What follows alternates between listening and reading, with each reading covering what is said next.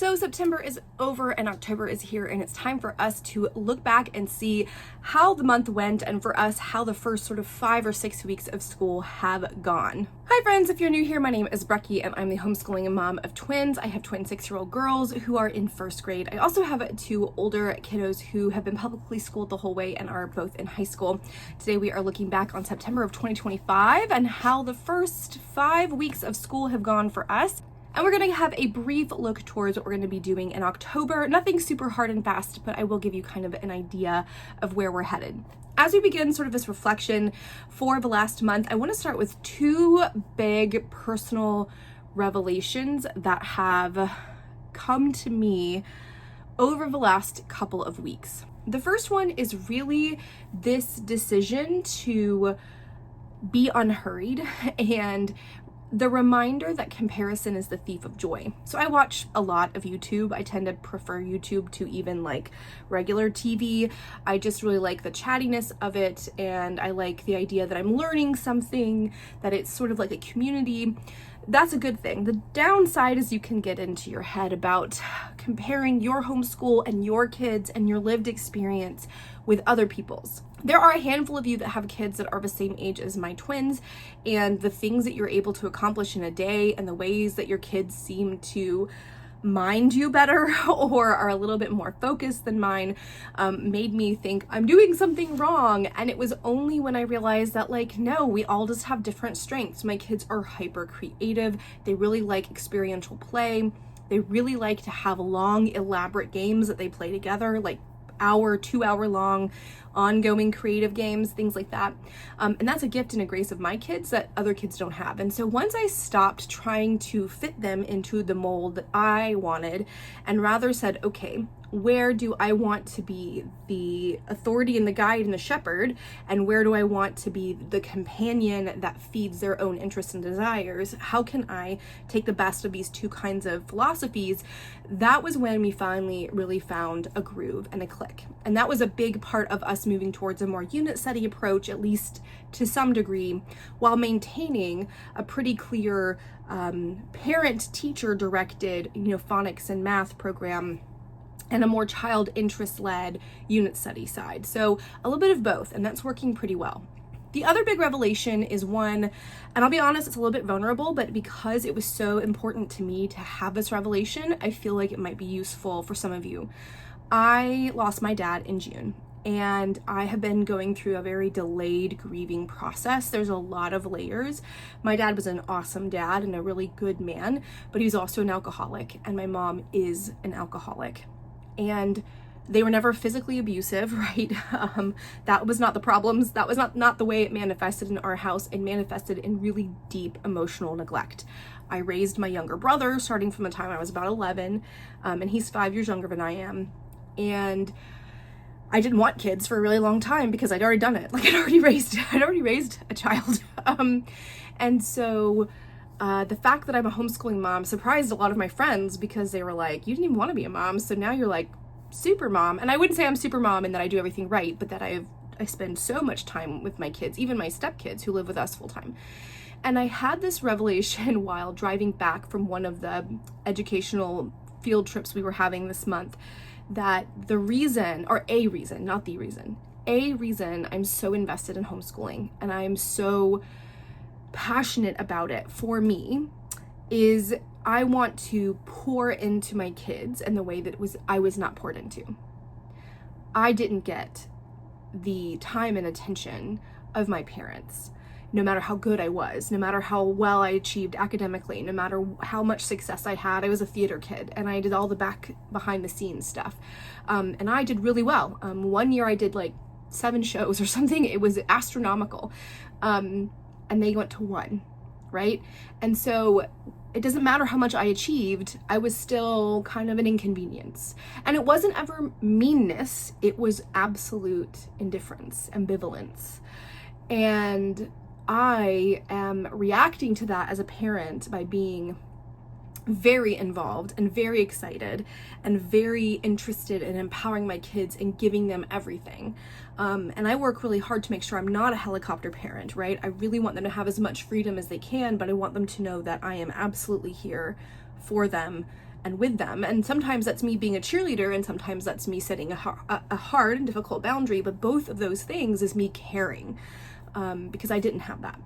And so as a little TMI, I'm not going to go too much more into my own personal stuff. This is not a therapy session, but I had that realization while we were listening to Story of the World, an audiobook, which is something I actually want to mention in a second.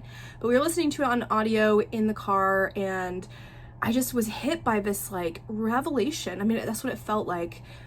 Oh, one of the reasons, not a primary reason, not even a secondary reason, a tertiary reason that I am so passionate about homeschooling, particularly these younger years, is because I didn't get a lot of time and attention from my parents. And so I am subconsciously correcting that by pouring so much of myself into my kids.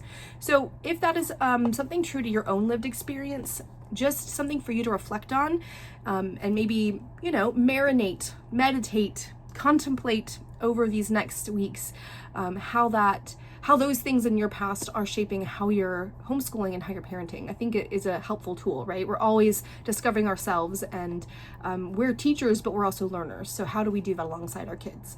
All right, that's enough rambling. So let's jump into the academics. I want to give a quick overview of math because not too much has changed. I just did a video about math with confidence in Life of Fred, and everything is going swimmingly. The only caveat is that I'm looking ahead to how they're teaching addition, and they teach addition across, right? This is addition where you teach math going across rather than the stacked addition, and then you draw these triangle points and you add the numbers up. This is the new math that my niece and nephew have also learned in public school. I think it's dumb. Am I the only one? I think it's dumb. I think it's actually way more work than teaching them the ones place, the tens place, 100s place, and so on, and learning how to line those up. I think that it's way more work. I understand that you're prepping people for algebra, but that's 5 or 6 years from now. So I don't know why we're doing it this way.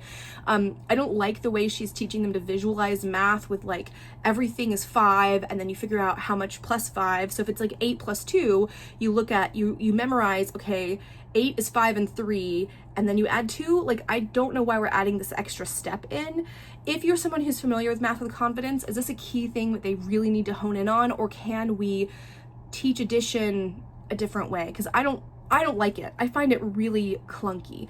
And if you are using other math curricula, do you have a math curricula that you would recommend that teaches the addition, subtraction in a stacking way, that doesn't have this weird component? Because my girls pretty much have their math facts 0 to 5 memorized. And when they visually see the 10 frame, their inclination is to count rather than to be 5 and then 6, 7, right? If we're doing 5 plus 2, they'll go 5 and then 6, 7.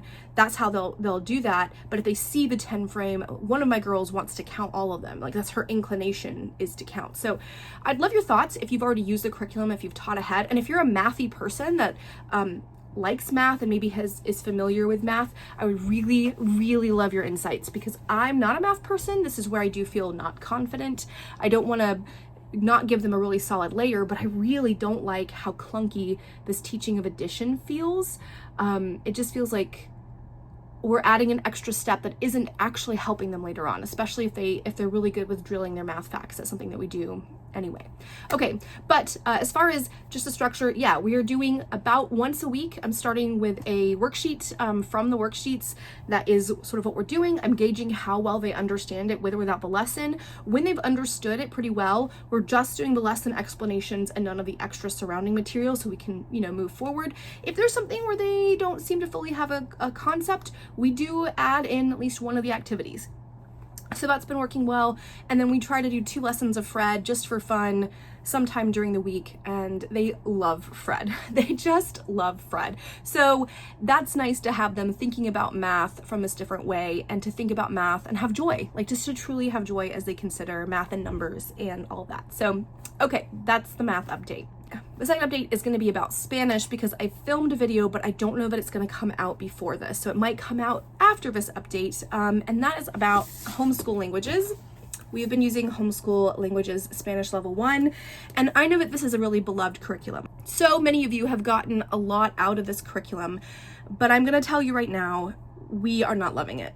It is not working for us. And although I'm going to do a whole video review of why it's not working for us, in a nutshell, and I will show you this, the lessons are really chaotic, in my opinion. they are trying to do too many things. So for example, lesson 5. Lesson 5 is not only going over Buenos Dias song, the Como Estás, asking questions, Muy bien, gracias, all of these things that you're practicing, right? Then you're going over them again here. Then you're gonna go over Ayúdame, por favor, help me. Then you're gonna do this whole cultural thing. Then you're gonna count to 3. Then you're gonna do colors, right? Oh no, we're not done. Then you have a whole optional reading thing on Paso Doble. That should be 3 lessons. And the fact that it's not, and you have to kind of organize it, like there's no way that that's 20 minutes. I'm trying to keep our Spanish lessons about 10-ish, like 10 solid focused minutes. This isn't that. It's way too chaotic, and they're not grouping like concepts together. My kids were so annoyed that they didn't learn all the colors. Like they were like, why can't we learn all the colors? I want to start asking for the different colors when I'm coloring. You know, when we have coloring time, I want to say, you know, rosado, please, you know, por favor. Like they want to start using their Spanish. And so if it was me, I would design it differently. I have a whole video on my thoughts, but it was too chaotic. So we are going to try to still use a little bit of this because I have already paid for it. Yes, I know that's a sunk cost fallacy, but I have already paid for it twice. So I am going to try to see if I can pull out of this some of the phrases and practice ideas for the phrases. And then I'm just going to start having us do group things. So we're going to learn all the colors, and we actually have a great game that we've been using where we've been using the Spanish colors. It's called Hoot Owl Hoot. I'll do a whole thing on how we're doing that at some other point, but we've already tried it. It works really, really well. And the girls really do want to start being able to, you know, little sentences. And so I think it's lesson 8 or 9 in here. They start using the feelings, you know, estoy feliz, estoy triste. I want them to start practicing with those. So we're just going to start creating at least once a week a little Spanish drill, and then we have those phrases that we practice, and we're just going to start using them. So I'm going to pick and choose with this, but I am on the hunt for an alternative Spanish resource. If you have one, let me know. I'm looking at maybe Song School Spanish, although mixed reviews on that. But if you have something really kind of straightforward, not too frilly, we're going to keep this for a while because it's really well made, and I love the flashcards. Like, they're super nice. So we are going to keep this for a little while, but I do eventually want to let this go. Now, I do have Llamitas up here. This is the Llamitas box because I ordered that first, thinking that that was a better program, but it really is designed for families that are bilingual, which we are not. The girls need a little bit more of a base before we move into this, but that is something I can use. And I'm thinking if we can get some basic phrases down, then we could do some of the units on like the different kinds of animals. And maybe the next time we go to the zoo, we could learn some zoo animal names and then go and point out all the different animals in Spanish and things like that. So at any rate, I have a whole video. I don't think it's going to be up before this one comes out, but it will be coming out soon about my thoughts, my deeper thoughts on homeschool Spanish.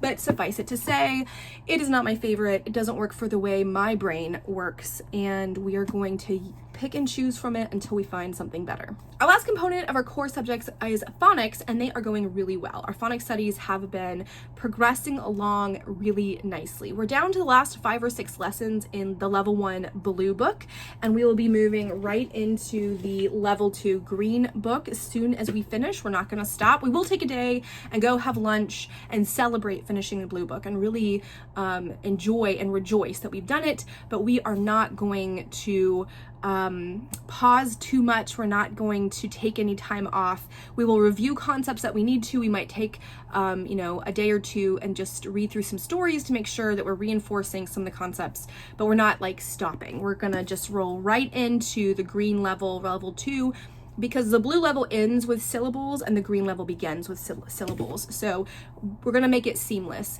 Now, there are 2 things I wanna say with phonics though. The first is that I'm not the biggest fan of how they teach the second sounds for things like A and I and G and Y. Like, I wish that they had a little bit more of a game for that.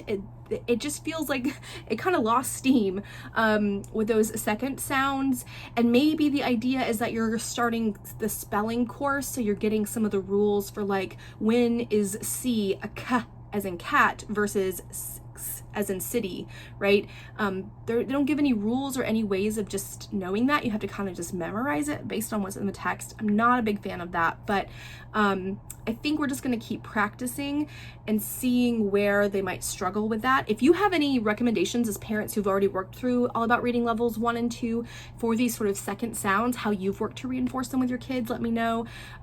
That's the only thing I haven't liked, honestly, in this whole thing. The stories are a little bit long, and I don't like how they're introducing these second sounds. I wish we'd learned some of the things like sounds that end in Y earlier and the double E and the double O sound earlier. It just would open up more reading opportunities. But other than that, I've really loved the program. We're moving right into level 2. My plan is that we will do at least through level 3. I don't know that we're going to do level 4, but you know, that's years away from now. We're going to keep on keeping on. The kids have actually been able to go to the library and pick up their own readers. It's so cute. There's one called Stop That Mop, and it is a phonics-ish based reader, and they could read the whole thing. There were 2 words that they couldn't quite figure out, although they were working on them, and that's away, because we haven't on the Y sound, and never. And they were able to sort of sound that one out, even though we haven't done ER endings yet. And they think it's hilarious. It's a very cute story about a mop who's tired of mopping the slop and runs away, and it's so cute. And so they delighted in reading that one, and stop was a sight word that we've memorized. So yeah, so phonics and sort of personal reading has gone really well. We've instituted 10 minutes of personal reading before bedtime most nights. One night last week, actually, we did journaling. They got their little journals out and journaled for 10 minutes. It was precious. It was so precious. They were calling their own pictures and things. It was very sweet. But yeah, we have personal reading time now. We are doing a lot of reading. I've ordered the new Good and the Beautiful level 2 nature reader and poetry reader. I'll do a haul and show you what I got. I know it's Good and the Beautiful. They're definitely not secular, but they really are, as far as phonics readers, the best. They are the best. I've got a whole bunch of different ones I've gotten secondhand. Good and the Beautiful is still the best. So phonics reading is going really, really well. All right, moving out of our core 3 and into our unit studies, we finished our very first unit study, and that was on Egypt. I did do a video on some ideas, and I will link it up above and down in the description too. This was something we kind of fell into sideways because we were burned out trying to do too many things, and with only 3 days of basically table school where we are sitting and focusing on our schoolwork, and then we have park day and co-op day, there just wasn't enough time to realistically do history and science to the degree that we wanted to. My kids are curious, and when they're curious about something, they really want to go deep with it. So we decided to take a unit study approach to see how that goes. And it's gone well, but there are 2 things I want to say. The first is that you need to plan a unit study for it to be successful. And we sort of fell into Egypt very, very quickly, so it was a little bit more scattered than I wanted it to be. So that was disadvantageous. The second is that I was flummoxed and I was not structuring our time with our unit study, and I was really asking us to be a really crafty big project family when we haven't ever been. So I've scaled a lot of that back. I've also recognized that my kids want to be able to go deep on a topic, but they don't want the topic to consume them, and this was really helpful. Rachel from the Nerdy Homeschooler actually said it beautifully in one of her recent videos where she's talking about things that she doesn't do, and that was like unit studies and trying to match all of her read alouds to all of her unit studies. That's a very common thing, and I don't think it's bad. I think the inclination to make those ties is actually a good one. You know, there's so much good literature that you can tie to other aspects of your homeschooling, but when you do that kind of relentlessly, you can miss out. And what I found was we got a little burned out on Egypt, and they wanted a little bit more variety. They wanted to have just a tidbit more variety. So I am going to not push so hard to have our read alouds match our unit study, but rather try to have things that we read during our unit study, or if there's a really solid read aloud, like one that I don't want us to miss, then we can do that, but try to make sure we pace ourselves. One of the things that happened to us is that Tale of Despero, which we loved, took a really long time to finish. It took us 5 weeks, and we ultimately finished it because we were listening to it on audiobook. Now, there's a whole host of reasons. We were sick. We weren't reading as much on the weekends. You know, we were commuting regularly for the first time, and that was changing the pace of our homeschool. And it was a tough book, right? It was really not a book for first graders. Build Your Library levels, I think, all should be leveled up at least 1 to 2 years. I think that all the readers are too advanced for the age they claim to be. So because of that, I think that we kind of got slogged in part of it that was a little bit more difficult. We weren't anticipating it as well. I mean, it's still a beautiful book. I 100% recommend it. It's one of the best books I've read in years, and I read 100 books a year regularly. It's so beautiful. And if you are someone who is theologically inclined, even if you're not necessarily a Christian, but if you are theologically interested, the beautiful conversation about light and darkness and what makes us light and what makes us dark and all of that is so good, so good. I could do a whole video on it. It's really lovely. But that meant that we weren't reading a read aloud during ancient Egypt. And when I went to look at them, I didn't like the read aloud that I had. Boy, the Pyramids by Ruth Fosdick Jones has a whole discussion of slavery where nobody comments that it's bad. It's just sort of a thing. And that's where you start. You start with this whole thing about slavery. And it was written in the 30s or maybe early 40s. And it just is a book of its time in a really not good way. And so I decided I don't want to expose my kids to that. I don't have to read a book that doesn't critically engage the conversation about slavery, that doesn't critically engage that slavery was wrong even in the ancient times, right? Like, I'm not gonna expose my kids to those thoughts. I don't have to, and I'm not gonna. So we didn't do it. And we also didn't do Raw Cat Detective. The girls didn't want to, and I didn't have access to an audiobook, which I think is gonna be an essential component for us going forward just because of all the commuting we're doing. So we didn't. We decided instead to read Magic Treehouse #2, Morning with Mummies, or Morning of Mummies, or Mummies in the Morning. And that was great. And we read a bunch of other books. And I'm going to show you a couple of the library books that I grabbed that I thought were extra good and totally worth it if you're going to do an Egyptian unit. The first is the Egyptian Myths one. I showed you 2 different versions of Egyptian Myths, and this is the one we ended up loving. The artwork is fantastic. These are just long enough to really hold your attention, but not super duper long. And one of the things we liked the most about this particular copy is that they had throughout the book these 2-page spreads where they had a god or goddess on each page and just gave you a little rundown. Now, if my kids had been a teens older, I would have had them do a profile of each of the gods, or maybe pick 3 or 4 gods and do a profile of them as a part of their notebooking. But for 6-year-olds, we just read this out loud. And honestly, if I were to redo this again, I wouldn't bother with a novel. This would be our read aloud. We would just read through as many of these as we could in 4 weeks. So loved this one. And then the other 2 books that we really, really enjoyed were this series on You Wouldn't Want to Be an Egyptian Mummy, Disgusting Things You'd Rather Not Know. So there's a whole series of books called the You Wouldn't Want to Be. This also has You Wouldn't Want to Be an Egyptian Pyramid Builder and You Wouldn't Want to Be a Pharaoh. These are great. They're funny, they're a little goofy, they're a little irreverent, they are a little gross, but not too, no potty humor, just a little, you know, disgusting facts like they pulled your brain out through your nose, which 6-year-olds love that. These were great and super fun and are from our library, so we enjoyed rereading this because we've read it before. And then this picture book right here, Mummies, Pyramids, and Pharaohs, a book about ancient Egypt. This is a Gail Gibbons book, and just really loved this one. It was a nice overview. I mean, this was like perfect for 6-year-olds, right? Just a nice first blush, no deep, like, you know, no memorizing pharaohs. This is the map that came with it. And again, if I had been a little bit more organized, we would have mapped this. We would have notebooked this picture into our notebooks.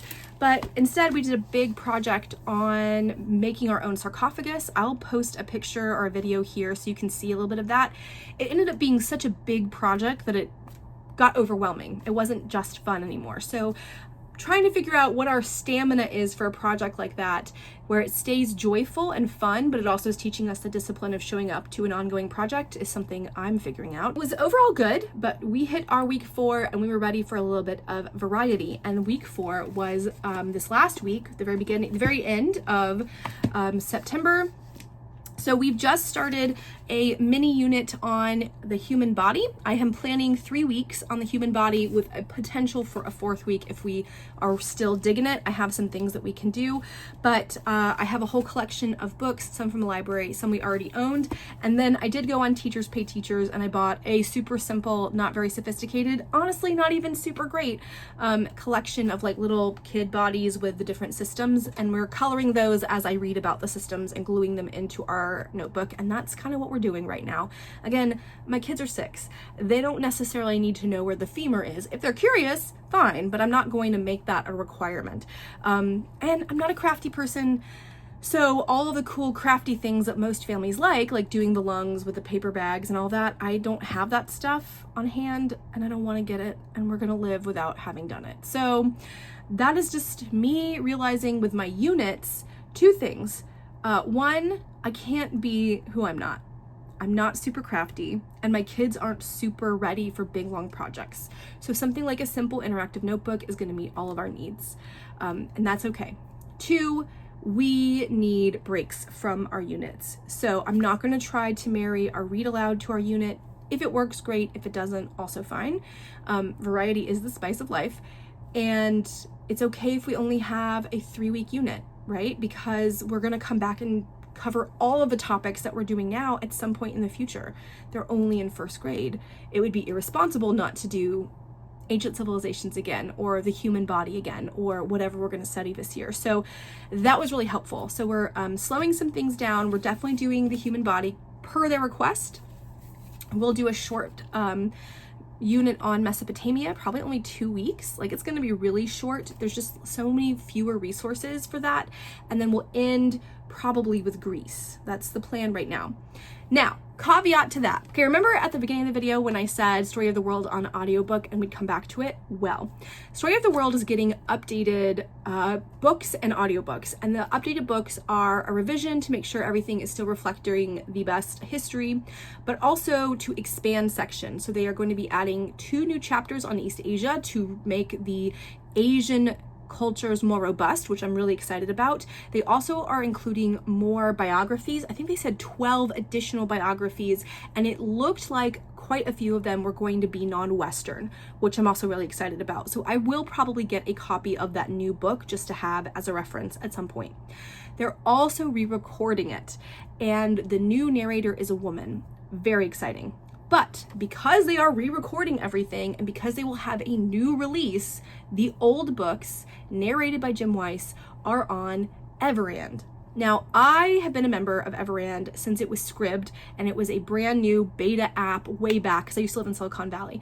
And I have had my membership for, I don't know, 10 or 12 years. I still have an old grandfathered membership that you can't even get anymore, and I pay $9 a month, but we get a whole bunch of audiobooks, a whole bunch of ebooks, podcasts are on Everand. If you are someone who has been looking for a subscription service to augment something like Libby, if you are looking for an alternative to Audible, Everand might be something to consider. I will have everything linked below so you can check it out for yourself.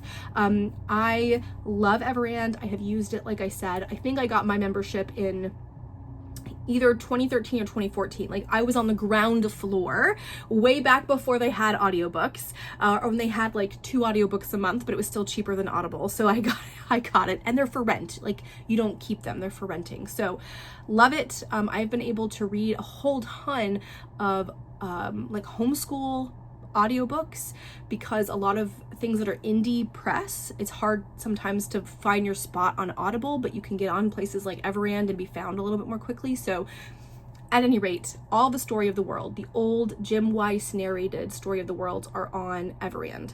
And so if you are someone who's been curious about checking them out, or wants to dip into them but doesn't want to pay $30 or $40 for the download, Everand has them, and you can get Everand for I think like $15 or $16 a month, which is a whole lot cheaper than a $40 download.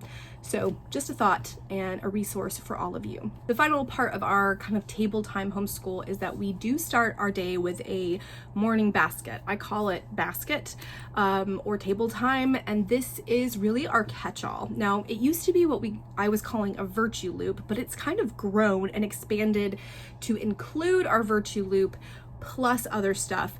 If you want me to go through exactly what it looks like and walk through all the different components, let me know. I'll do a whole video just on what we use for basket time.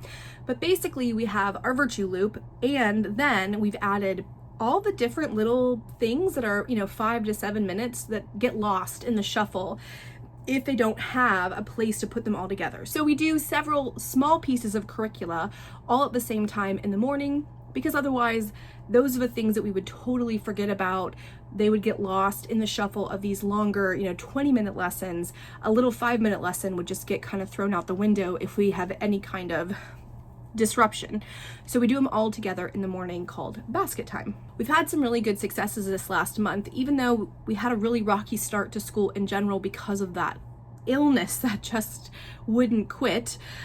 We were able to really make progress, and our sort of grammar logic loop, where we do about 2 lessons of first language lessons for the well-trained mind, so level 1, we do roughly 2 lessons of that a week, and then 1 lesson of logic a week, and that's been going really well. I am going to change that up at some point, but for right now that's working fine. We've also had a really good narration loop, which for us is our Bible and our inspiring person. So this is part of our virtue loop that I've talked about in past videos. I'll link that video above, where we are working through the very end of our storybook Bible that is adapted by N.T. Wright, who I really enjoy as a scholar, and I really like the art. They will do 1 to 2 stories, and this is where they formally do narration with me. This is the one time where I demand formal narration from them. It's called listen and tell back right now in our family. And so they are practicing really structured narration with our Bible reading or our inspiring person reading, and we go back and forth. I am thinking for October, because I do miss a little bit of the Charlotte Mason stuff, and we're not doing nature study because they do a whole day doing park day stuff with camp counselors that are teaching them about leaves and trees and bugs and such. I do feel a little bit of FOMO with some of the readings, so we may add one of the naturalist readings into this and have Bible one day, inspiring person one day, nature reading one day, and have a loop where we just try to hit one of those every week. Future Brecky problems. Current Brecky only has 2, and it's Bible and inspiring person, and that's where we practice our narration, and it's going super well. The girls love our little storybook Bible. It is great. I've done a review on it before, and if you want me to review the storybook Bibles that we have used and that we have and that we would recommend, let me know. Yes, we're a secular homeschooling family, but we do have personal religious convictions, and this is one of the places that I am doing religious ed with them at home. We are very active in a church community, and they are getting it there as well. But I do want them to have a foundation of biblical literacy. Even if you are secular, I do think having a foundation of biblical literacy is just as important. Like, if you're going to read these, you need to read the Bible stories, because more than Egyptian mythology, biblical stories shape the Western canon, and you're going to miss out on so many allusions and illustrations and layers of symbolic meaning because you don't know Bible stories. Whether or not you believe that they are true or have a truth to them is irrelevant to the ways that they are used in the Western canon. So that's my little former English majors piece. But we love our Bible story narration and our inspiring women narration, and I'm thinking of adding one more little read into that, and it's going great. We also had huge success. This, y'all, I've never wanted to be sponsored by anybody, but if I could pick a company to sponsor me, it would be eBoo. I love this company. I haven't had a product from them that wasn't stellar. So we got these good manners cards. I got these used, and we've already worked through all of them. This was gonna originally take us an entire 12-week term. We did it in like 4 weeks. 4 weeks we went through all of these. And we only do them three mornings a week. So we raced through these, but they offer really good generative conversations. It's not a curriculum, it's just a conversation starter. So you ask a question, this one says, if someone speaks and you don't hear them, what do you say? And then it gives you their answer, I beg your pardon or excuse me, and then we talk about, well, what would we say? This is a little bit formal, but how would you say this? What would you do if you're trying to get someone to repeat themselves? Things like that. And so we worked through all of these. These are a little bit more formal than we are. The mom seems like the woman who created these feels very British to me, but we did, after reading about putting your napkin on your lap, we usually just use paper towels at dinner, and the girls wanted me to get my collection of cloth napkins, which I've had before I had children, and so we busted out our cloth napkins for a couple of nights, and that was fun. We've already worked through these, and so we went right into starting our health and safety. These are great. I don't love the art as much. I really like the little piggy better. These just feel more like, I don't know. These feel more AI to me. Now, these were created before AI, but these feel very computer generated. However, these have been really great, and just like we did before, we do 3 to 5 cards a morning. We have a conversation about each of them. The girls articulate to me how they would respond, and we move on. It's not a full curriculum. These are great, especially these health and safety ones, because there are topics in here I would never think about. Like one of them we did a couple days ago was, what do you do when you see down power lines? I've never intentionally had a conversation about that. We've had conversations about the road and watching cars. And we've had conversations about, like, you know, not running in the house or not playing with balls where there's breakable stuff, right? But I've never had a conversation about downed power lines. I've never had a specific conversation about not running with scissors. Like really pointed, being like, do not run with scissors. So these are nice because they're making me think of the gaps in what we have talked about for health and safety. So doing these, and we're doing, like I said, 3 to 5 cards a morning. And when we finish those, which we'll probably finish those in October, we're going to move on to the what do I do? Now, I bought these full price because I was so excited about them, and I knew I wanted to do something that was more intentionally social emotional learning. So you have here, right, when you have food in your mouth, okay, so what do? You don't talk with food in your mouth. So these are just nice. Again, they're kind of covering manners. They're covering what do you do in social situations. There's another set that is how do I feel? That's all about managing feelings and reading other people's feelings and your own. And I want to get those as well. So we're going to eventually probably collect this whole set. And then we're going to work through them.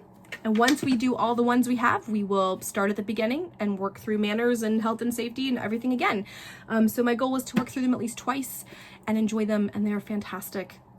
I love the EBU cards. Well made, great conversations, and the perfect non-curriculum curriculum to do some social emotional learning and things like that. All right, the final big piece of our sort of morning time is that we do sight word drill. These are not really all sight words. Some of them are the leap words, but some of them are just words that I think they should, you know, be able to see. So one of my girls can read this and not have to sound it out, and one of my girls is still sounding it out. So I'm trying to get some of the more commonly seen words memorized just so that they can read more fluently and they can feel more confident. And that kind of rounds out our morning basket. That's sort of where we're at. We do our grammar and logic, our narration loop, which is what was virtues loop. We do our manners cards, which is now health and safety cards, our sight words drill, and they weren't in the basket because the girls were looking at them, but our addition facts to 5 drill, and we are going to start next week adding in the 6 to 10 numbers, and we're just going to go through, 5 or 6 cards a morning until they really feel confident with their addition facts. And we don't do our read aloud. Our read aloud usually happens during snack or lunch. We are between read alouds right now, but the girls did request, this is why this is out, they did request to read Felicity. My daughter actually said, I want to read the book with the girl wearing a dress with flowers and a shower cap. A dress with flowers and a shower cap, and that's the Meet Felicity, the first one. So we're going to do that. Instead of trying to have a human body book as a read aloud, we're going to do Felicity because that's what they asked for. I was going to do Sarah Plain and Tall to give us a short book after Despero. It was so long, but she asked for Felicity, so we're going to do that. And that's kind of rounding us out. September was a tough month. It was a tough month. We were so sick. But we started co-op, which was amazing. It has been a really, really good investment of our time. Park Day has finally started back, which has been a good investment of our time. We've finally gotten a little bit of our groove with our unit studies, and I am doing a handicraft that I hope to eventually learn how to show the girls, which is I'm showing the girls. I'm learning how to knit. I've only been knitting for like 3 days. This is my attempts for after 3 days of doing like 3 rows of knits and 2 rows of purls and 3 rows of knits, something like that. Anyway, not that it has to be perfect. This is just learning, but they're watching me make mistakes. And so even though we're not doing handicrafts with them, we tried wool felting and it just did not work for us. They're watching me do a handicraft where I fail a lot and I make a lot of mistakes, but I keep going. And that, showing them how to fail and that grown-ups fail and make mistakes, is almost as important as them making mistakes. All right, y'all, that's our September review. Comment down below, let me know. Do you have any insights for math? Do you have any insights for Spanish? Those would be great. Also, how was your month? I hope that you had a good month. I hope that October is looking good for all of you. And until the next video.